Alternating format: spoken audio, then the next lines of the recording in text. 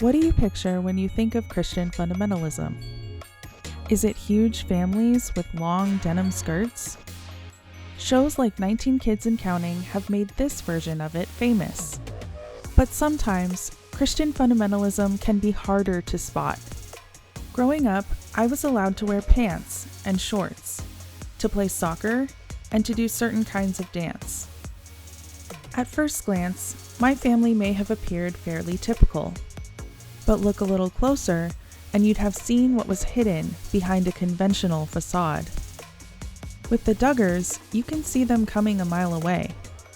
With us, it was easier to miss the signs.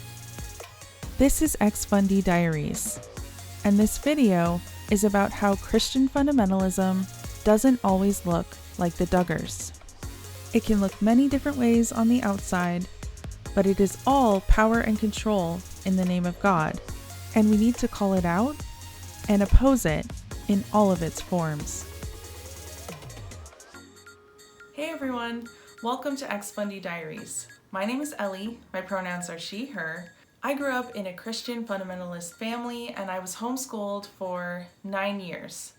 This video will be focusing on the second part of my homeschool experience, the middle school and high school years. I just did a video that focused on the elementary school years, so if you'd like to check it out, I'll have a link down below and it will also be up in the cards. 7th grade was by far the most isolated and the most lonely homeschool year of all for me. Most of my time was taken up by housework and taking care of my youngest sibling. On top of all of this inappropriate responsibility, I had the added pressure of indoctrinating myself into our Fundie worldview. I could see my middle school and high school years stretching out before me, and I saw only homeschooling. It's what my parents truly wanted for me, and I could see that there was no escape, and so I did my best to accept my path and the vision that my parents had for me as a stay-at-home daughter. But after that year, in 8th through 12th grade, I wasn't quite as isolated as before. Certainly there was a major focus on being in and not of the world, but my family was able to connect with kind of a wide network of other families with that same goal. They were homeschooling their kids, they were various degrees of Christian fundamentalist, and they had at least similar rules and convictions as my parents in terms of what was and wasn't allowed. And I would say that for the most part, we tended to be on the higher end of fundamentalism and extremism, but I think there were a couple of families who maybe went beyond us. For instance, I was not required to only wear skirts and dresses growing up, whereas I did have a couple of acquaintances who were required to only wear skirts and dresses. And as I shared in a video that I did with my sibling Annie, my dad did express regret on not making us wear skirts and dresses. And he was specifically influenced by us watching the Duggar family on TV. We watched the Duggars religiously for a period of time during my teenage years.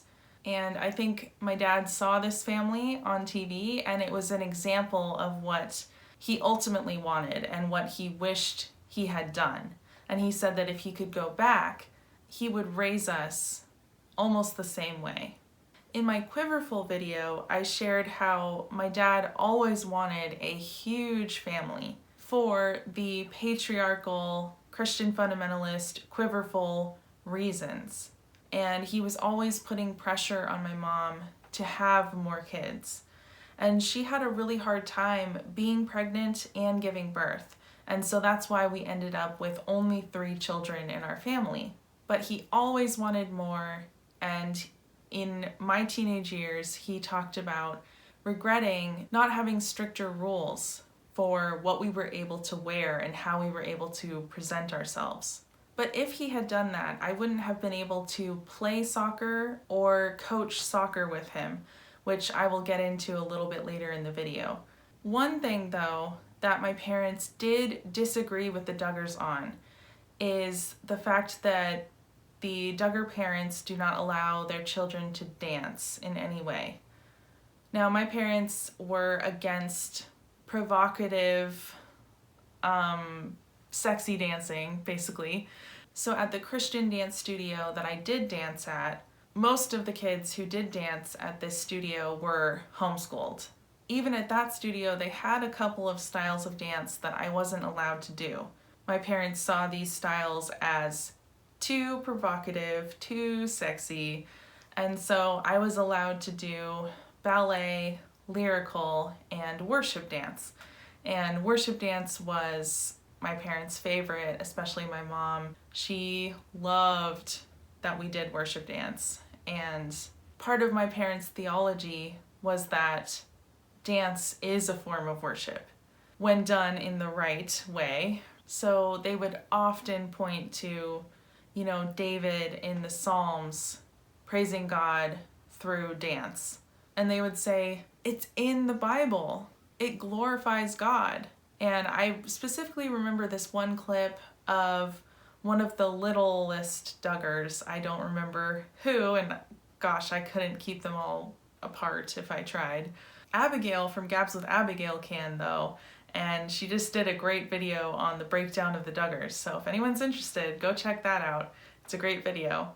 But anyways, there's this clip of one of the littlest Duggars starting to dance when some music was on, and I forget who it was, either Jim Bob or Michelle.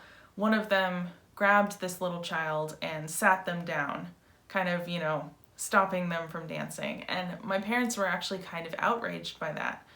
They thought that that was so sad and so ridiculous that this little child wasn't allowed to dance, which they saw as a natural, God-given expression of praise and worship.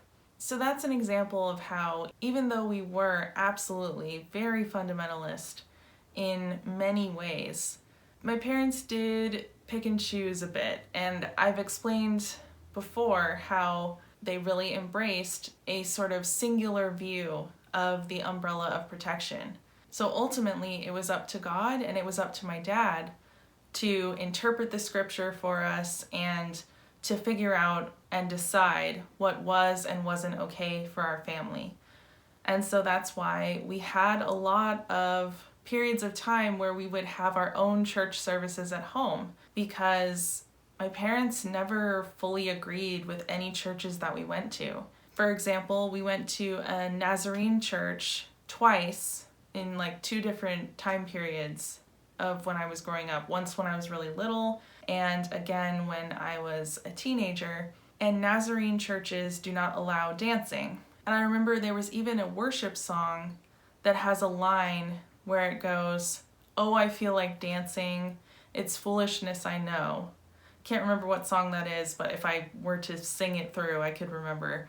But they took that line out, and the conversation on the way home from church was my parents kind of talking shit about that and saying that that was so, ridiculous, that the church changed that lyric. And again, they went back to the fact that David danced in the Bible and that it was an expression of worship.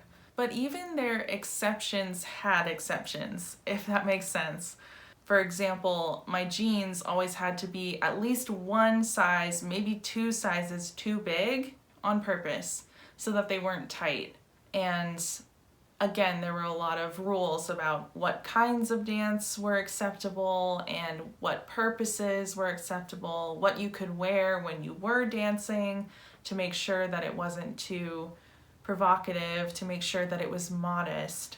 And this is actually something that I personally feel like isn't always fully understood. It doesn't all have to look a certain way to be fundamentalist. And I think for me, when I was growing up, I looked at the Duggars and I saw how cringeworthy their style of dress was and their no dancing rule. And I thought, okay, well, we can wear pants and shorts as long as they're long enough, and we can dance as long as it's the right kind of dancing, so we're not like them. that's a way that I sort of comforted myself as a teenager. I compared myself to the Duggars.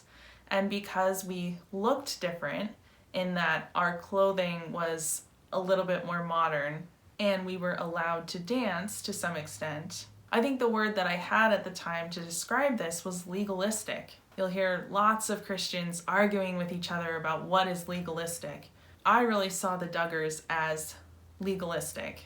And I saw myself as, a more evolved, more spirit-filled, freer Christian. And sadly, that's pretty laughable to me now. The authority structures of Christian fundamentalism were firmly in place in my family for my entire upbringing. And it was based off of those structures that my parents decided what was and what wasn't okay in terms of rules and ways of living. It kind of makes me think of Paul and Morgan. Paul and Morgan are YouTubers that a lot of people, rightfully so, like to snark on. At the beginning of their videos, Paul and Morgan say that they make content from a Christian perspective so that you, whoever's watching, can have hope and be free. And to me, there's nothing hopeful or freeing about taking the Bible, this ancient book that is full of all of these different kinds of writings, poetry and allegory and letters, and just kind of a big collection of random things that were written over hundreds of years, and to use that book as your rule book for life. The manual, the how-to, the blueprint, that to me is one of the main ways that so much harm is done to individual people and to many different groups of people. Because with a fundamentalist approach to the Bible, you can find literally anything you want to back up literally anything you want. That is so dangerous and it's so oppressive. As I mentioned earlier, soccer was a huge part of my life. And again, that might seem a bit surprising for a Christian fundamentalist family. But as I mentioned before, my dad was a soccer coach and he owned a soccer business, and he also played soccer in high school and college. So in addition to music, because he was both in bands and he was also a worship pastor, his other main passion and profession was soccer. Looking back, I believe that the only reason I was allowed to play soccer is because my dad never got the cisgender son that he always wanted. I think that my queerness and me being a tomboy and wanting to do more boy stuff, this is in air quotes because I don't believe that anything is boy stuff, helped me to fulfill this role that he felt like he was missing. He did not make it a secret that he wanted a son. And I think that if he had gotten a cisgender son, I would have been sent back to the kitchen. My dad's preference for his wife and his children were for us to wear prairie dresses. That may sound like a joke, but it's not. Though he did not forbid us from wearing pants, his true preference was prairie dresses, and he encouraged those at every chance he got. And I think that if he had gotten a child of the gender that he wanted, or a child that they were raising as a boy, that child would have been forced to play soccer, hands down, and I don't think I would have had the chance. I would have been forced into what they saw as more feminine pursuits. I think that the reason he made an exception was really about him. But hey, I'm glad that he did, because soccer was a vital outlet for me as a teenager. Through the ages of 12 to 18, I actually coached soccer with my dad. I was an assistant coach for him. And I also, during that time period, played on many different soccer teams. I played on club soccer teams, which were very competitive and had, in addition to multiple practices throughout the week, sometimes weekend tournaments. Playing on club teams was very helpful for developing my soccer skills, but it was a place that I absolutely felt like an outsider. It was a very lonely setting for me because it was secular, and there was one team in particular that I played on where I was actually about 3 years younger than almost all of my teammates. And these players were not Christian. They went to public school. They would talk about sex and they would swear. I did have one teammate that I could sit with. She was my age, but she wasn't a Christian and she did go to public school. So we weren't able to really be close friends. And we certainly weren't friends outside of soccer. But at least she tolerated my hyper-Christianness. And we were able to kind of commiserate over the fact that we were the two youngest on the team, and these older girls would often get distracted from soccer on all the little things that they like to chat about.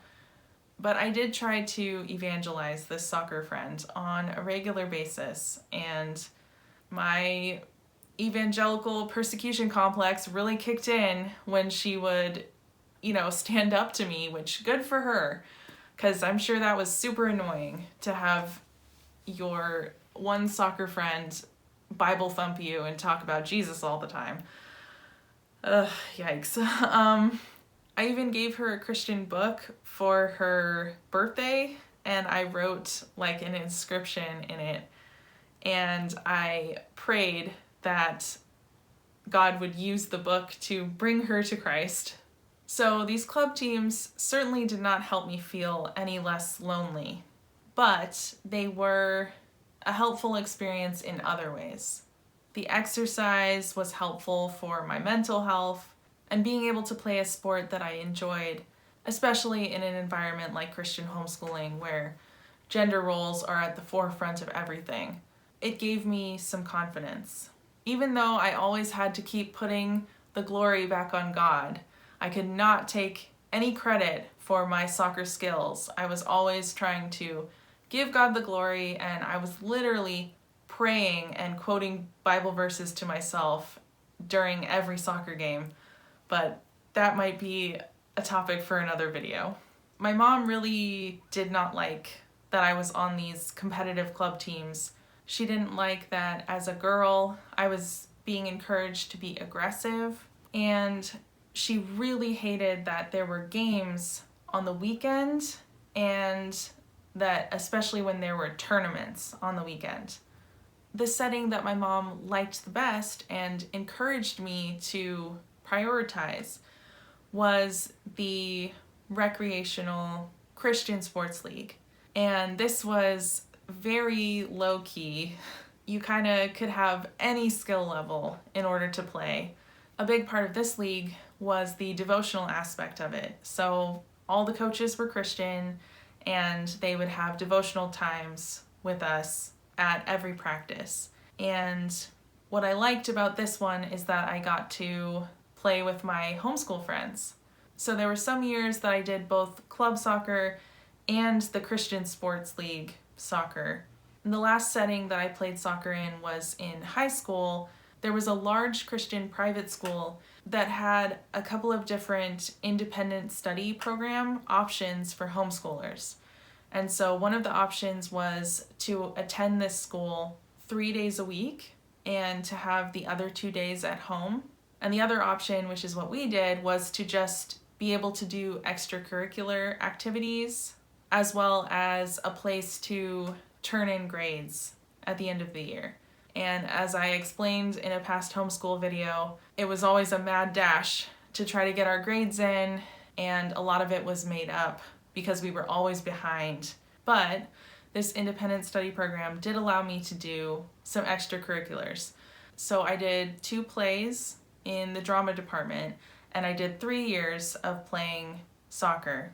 And my dad actually coached that final year at this private Christian school. And this was actually a really, really awful, very traumatic soccer experience for me. This was 2008, which was the year that my family fell apart, and my dad's domestic violence and my parents' marriage issues took over our entire life.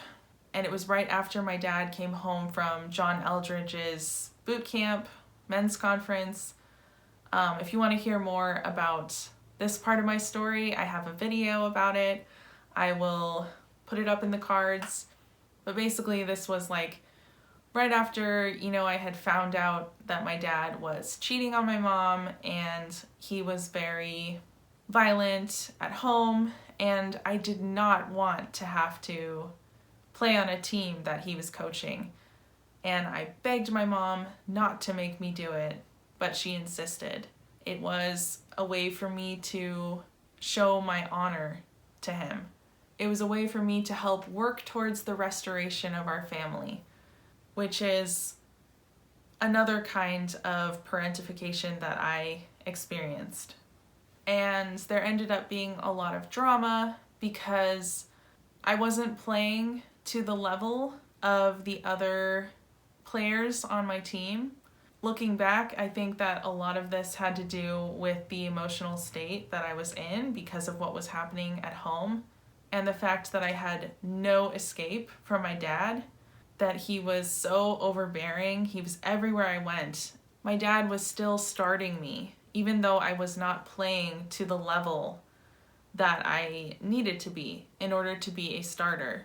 And this understandably made the other teammates very angry, and they felt like I was being given special treatment because my dad was the coach. And that, in my opinion, that is what was happening. And I ended up quitting halfway through the season. And I'm grateful that my mom let me do that, because it was a really terrible situation. And I told my other teammates that I didn't want to be creating conflict. I didn't want to be negatively impacting the team. And so I was choosing to remove myself for the greater good. And looking back, that's something that I'm really proud of myself for. I was able to recognize that the playing time that my dad was giving me was not matching up to my performance, and that it wasn't fair to my teammates.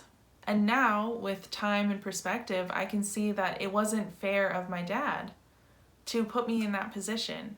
But everything that was going on at that time, and all throughout my childhood, was not fair in so many ways.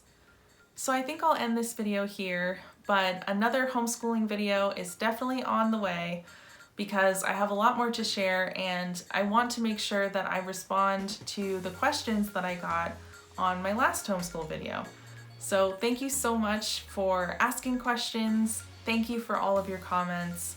I really appreciate your kindness and your empathy. It's great to know that I'm not alone, and I'm glad when I'm able to help others know that they're not alone too. Thank you so much for watching, and I'll see you in the next video.